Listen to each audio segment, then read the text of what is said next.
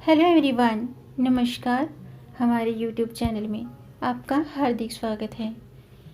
दोस्तों, सावन के महीने को भगवान शिव की आराधना का महीना माना जाता है और सावन माह में विशेषकर सोमवार के दिन, वैसे तो पूरे महीने भोलेनाथ की पूजा की जाती है, लेकिन विशेषकर सोमवार के दिन भगवान शिव की पूजा आराधना की जाती है और सभी भक्त व्रत भी रखते हैं। ठीक वैसे ही सावन माह के प्रत्येक मंगलवार के दिन माँ मंगला गौरी की उपासना की जाती है, व्रत रखे जाते हैं। यह व्रत विवाहित और अविवाहित महिलाओं के लिए बहुत ही महत्वपूर्ण माना जाता है।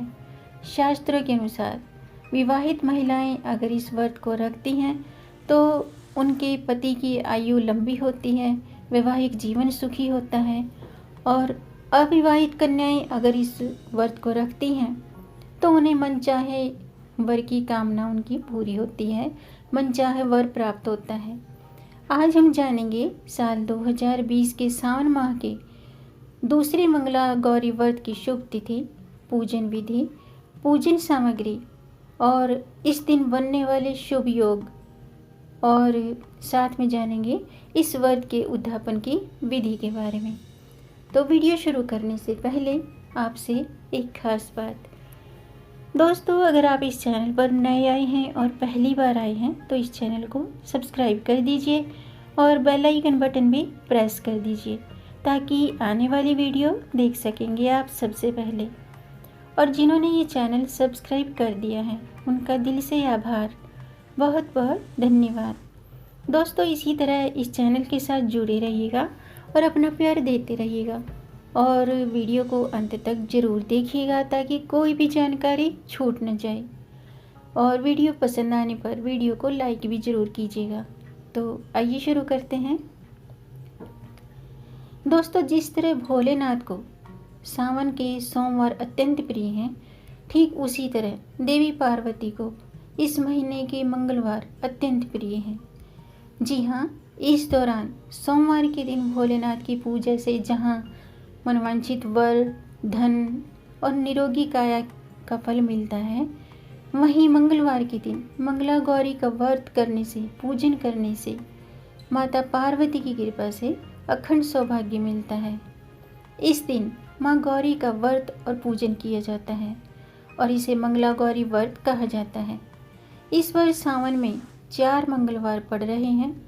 पहला मंगलवार तो 7 जुलाई को था, दूसरा मंगलवार 14 जुलाई को है और तीसरा मंगलवार 21 जुलाई को है और अंतिम और चौथा मंगलवार 28 जुलाई को पड़ रहा है। अब जानते हैं मंगला गौरी व्रत की तिथि और पूजा सामग्री। दोस्तों, साल 2020 का जो दूसरा मंगला गौरी व्रत है वो 14 जुलाई मंगलवार के दिन रखा जाएगा। जो भी लोग इस व्रत को रखते हैं उन्हें व्रत की सामग्री के रूप में लाल फूलों की 16 मालाएं, 16 की गिनती में श्रृंगार का सामान, सुपारी, इलायची, फल फूल, पान और सूखे मेवे, मिठाई और 7 प्रकार की अनाज की ज़रूरत होगी। अब जानते हैं पूजा विधि।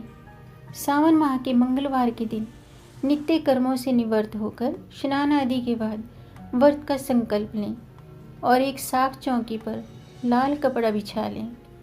इस चौकी पर मतलब चावल खंडित नहीं होने चाहिए। पूजा में हमेशा चावल साबुत प्रयोग में लाने चाहिए। तो चावल से नवग्रह बनाकर प्रथम पूज्य गणेश जी को स्थापित करें, उनके समक्ष जल से भरा हुआ कलश स्थापित करें और सर्वप्रथम श्री गणेश जी का पूजन करें। इसके बाद आटे से निर्मित दिया बनाकर षोडशोपचार के साथ माता गौरी की पूजा करें। पूजा में माँ गौरी को लाल पुष्प चढ़ाएं। 16 की संख्या में सुहाग का सभी सामान, अन्य पूजन सामग्री, सभी चीज़ें अर्पित करें। इसके बाद मंगला गौरी व्रत की कथा भी जरूर पढ़ें और फिर उसके बाद आरती करें और प्रसाद का भोग लगा के ये प्रसाद सभी में वितरण करें।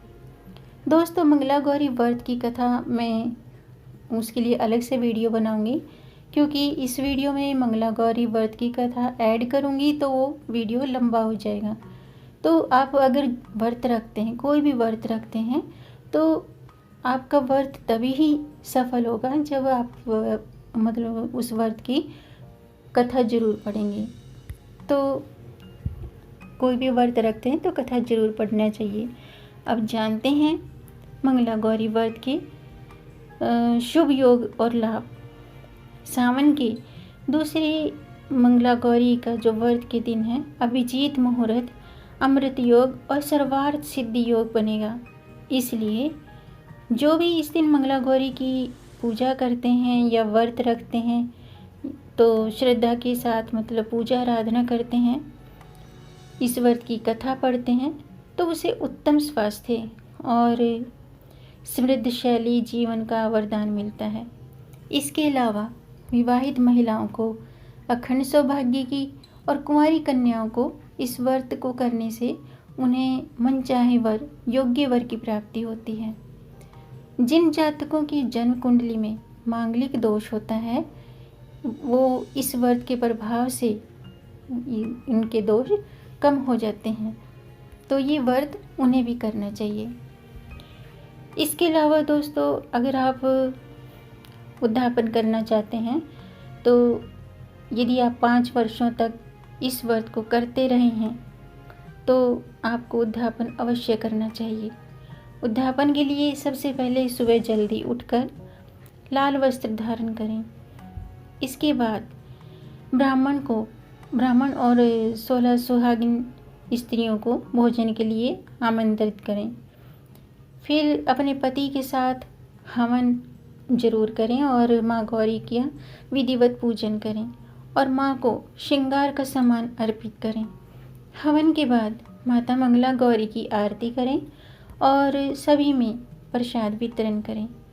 अंत में आप ब्राह्मण और 16 श्रृंगार का सामान मतलब स्त्रियों को गिफ्ट में दें और ब्राह्मण को और 16 स्त्रियों को भोजन कराएं और दान दक्षिणा देकर विदा करें। तो दोस्तों, उम्मीद है आपको ये जानकारी अच्छी लगी होगी। अगर आपको ये जानकारी अच्छी लगी हो तो आप इसे लाइक कर सकते हैं। लाइक के बटन को दबाएंगे तो वो नीला हो जाएगा। आपके लाइक से हमारा मोटिवेशन अप होता है और इस जानकारी को अगर आप आगे बढ़ा के शेयर करेंगे तो औरों को भी लाभ प्राप्त होगा। तो ज़्यादा से ज़्यादा इस जानकारी को शेयर कर दीजिए। और अगर आपका कोई प्रश्न है या कोई सुझाव है तो कमेंट बॉक्स में ज़रूर लिखिएगा। मेरे चैनल को सब्सक्राइब जरूर कीजिएगा ताकि आने वाली वीडियो देख सकेंगे आप सबसे पहले। वीडियो को अंत तक देखने के लिए आपका बहुत बहुत धन्यवाद। मिलेंगे नई जानकारी के साथ, तब तक आप खुश रहें, स्वस्थ रहें, अपना ख्याल रखें और अपनों का भी ख्याल रखें। जय माता दी।